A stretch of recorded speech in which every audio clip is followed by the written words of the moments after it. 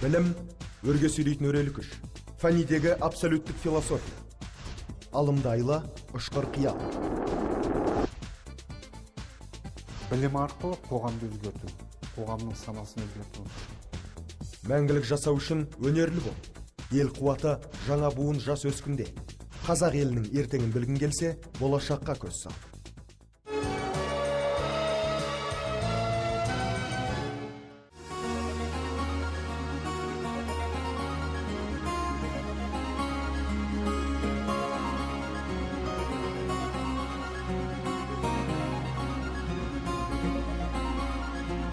Мектепте жүрген кезде өзімде ағылшын тіліне деген қызығушылық пайда болды. Үлкен ынтамен оқыдым. Әсіресе оны байқаған менің әкем. Бірден менің ағылшын тіліндегі бағдарламалар болсын, кітаптар болсын, соған жүгіріп барып оқып қарағаныма көріп, маған қызым осындай ағылшын тілі қызығушылығым болса, саған қосымша мұғалімдерді іздейік деп, бірден сөйтіп әкем маған үлкен қолдау көрсетті. Балжан әке қолдауына ерекше қатты қуанды. Ата-анасының үмітін ақтау үшін шет тілін үйренуге бұрынғыдан да құлшына кірісті. Ал 8-ші сыныпта жүргенде Талдықорғандағы дарынды балаларға арналған лицейге түсті. Бұл жағдай Балжанның білімге деген талпынысын қанаттандырып жіберді. Ата-анамыз біздің үлкен көмек көрсетті. Үйдегі жұмыстардан үлкен апайымызды босатып, әрқашанда біз 100% уақытымызды тек тестке дайындалуға, кітап оқуға, өзіміздің мамандығымызды таңдауға көңіл бөліңдер деп бізді сөйтіп осындай үлкен бізге көңіл бөлді. Әке-шешемнің осындай жетістіктерге жеткен үлкен рөл ойнады. Өйткені ол кісілер біздің қызығушылығымызға, біздің білімімізге, тәрбиемізге өздерінің уақытын, одан да мысалға 100% өздерінің уақытын кейде соған бөліп, аналық, аталық сондай үлкен бізге көмегін көрсетті.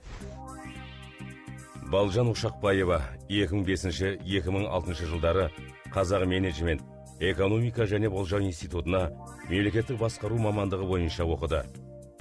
2006-2010 жылдарда болашақ бағдарламасымен Ұлыбританиядағы Голдсмит колледжі, Лондон университетін мемлекеттік саясат және экономика мамандығы бойынша тәмамдады. Қазір Еуропалық одақтың мемлекеттік қызметті реформалау және модернизациялау жобасында қазақ, орыс және ағылшын тілдерінен аудармашы болып жұмыс істейді. Балжан лицейде оқып жүрген кезде-ақ алғырлығымен, табандылығымен көзге түседі. 9-шы сыныпта алғаш рет кіші ғылыми академия ұйымдастырған жарысқа ғылыми жұмысын сұнады.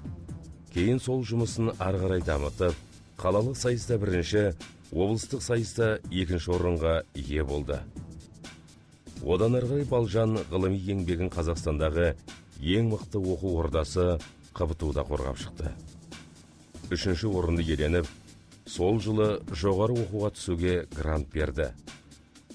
Бірақ құжаты дайын болмай, 11-ші сыныпты лицейде бітіруге тура келді.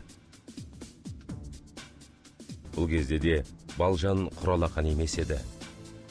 Ең мықты университеттің бірі мемлекеттік грант бөліп қойған болатын.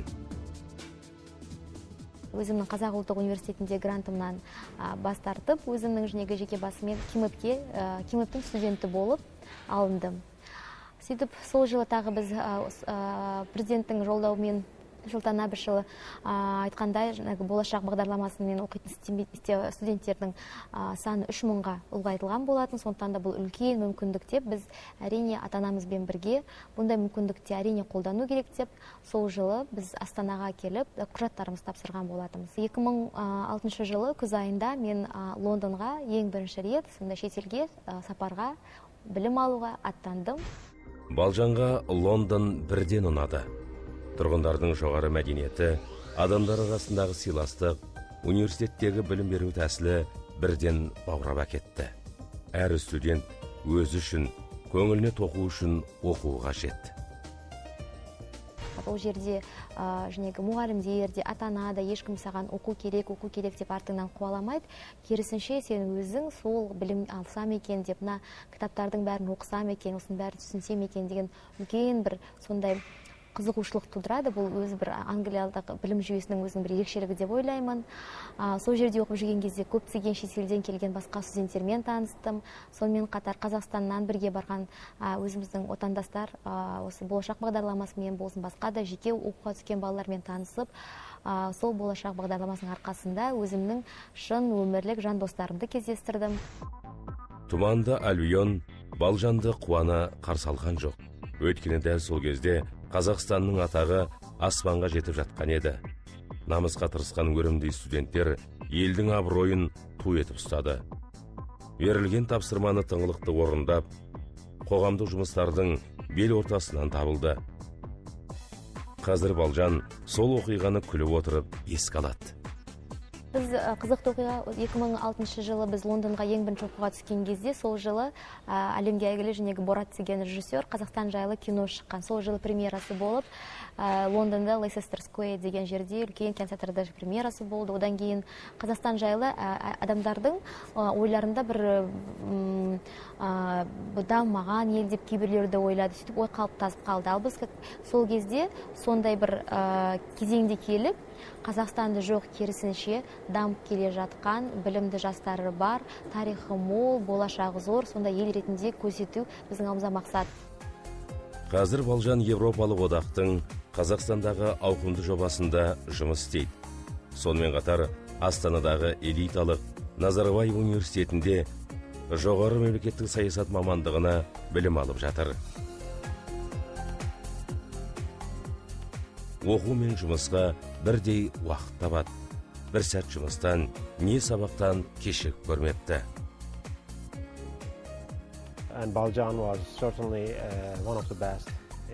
Балжан алдыңғы қатардағы шәкірттерімнің бірі.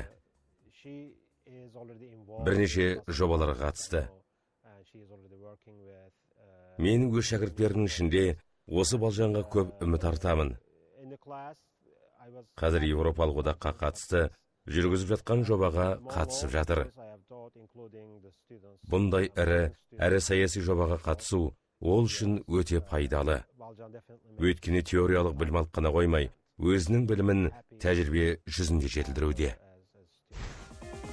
Асқар мен Балжан бірнеше жыл бұрын танысыпты. Екі жастың көңілі жарасып, достықтың соңы үлкен махаббатқа ұласқан.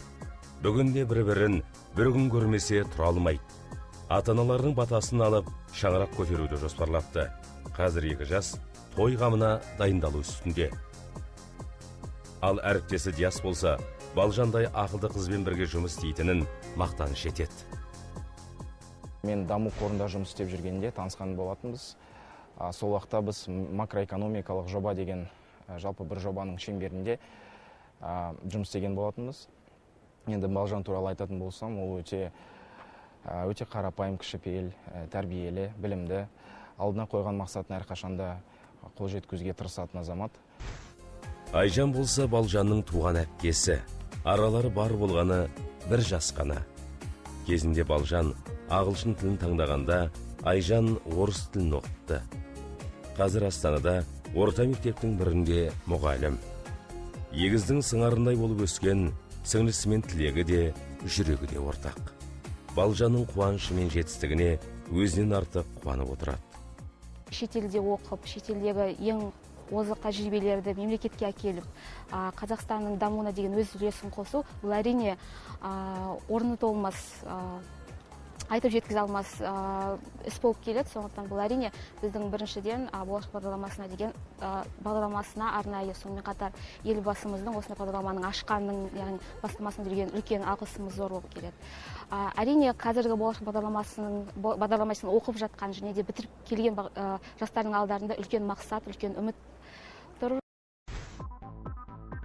2012 жылдан бастап елімізде макроэкономикалық жобалар іске асырыла бастады. Балжанды мемлекеттік даму қоры шағын және орта бизнес жобаларының үйлестірушісі етіп жұмысқа шақырды. 2 жыл еңбектен Балжанның көңілге тоқығаны көп.